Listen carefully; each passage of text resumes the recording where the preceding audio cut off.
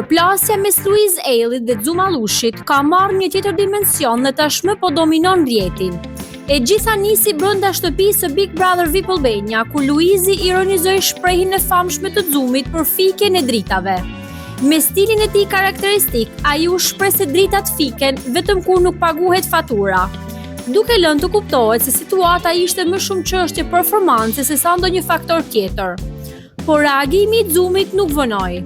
Përmes një serie postimesh në Insta Story, ai e quajti Luizin renacak dhe e sfidoi publikisht që të tregojë të vërtetën.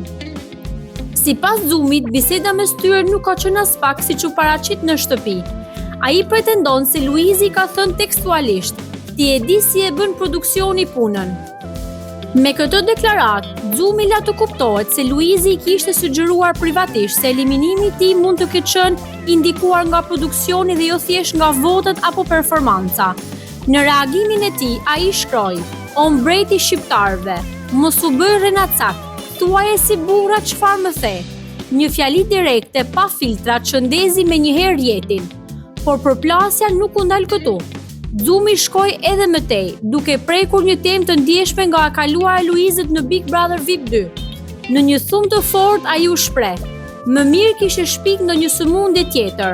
Kishe bë buj më shumë se kjo shaka."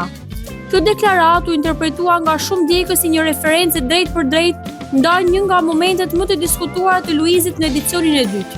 Ai shtoi gjithashtu se është i vetmi banor që përmendet ende pas 2 vitesh. Dhe një kërcimi imi ishte baraz me humoret tuajat, shkroi ai, duke dhënë në pikpyetje ndikimin real që secili ka pasur në publik. Kjo përplasje ka rikthyer ndarjen mes fansave.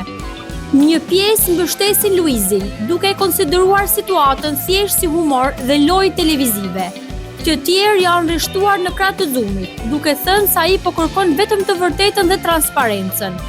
Ndërkohë situata po merr përmasa dhe jashtë shtëpisë, me reagime të shumta në rrjetet sociale, komente, analiza dhe debate që vazhdojnë të shtohen.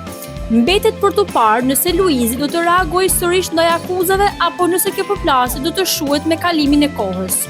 Një gjë është e sigurt: dinamika mes ish-banorëve të Big Brother VIP vazhdon të prodhojë debat dhe interes publik edhe shumë kohë pas daljes nga shtëpia.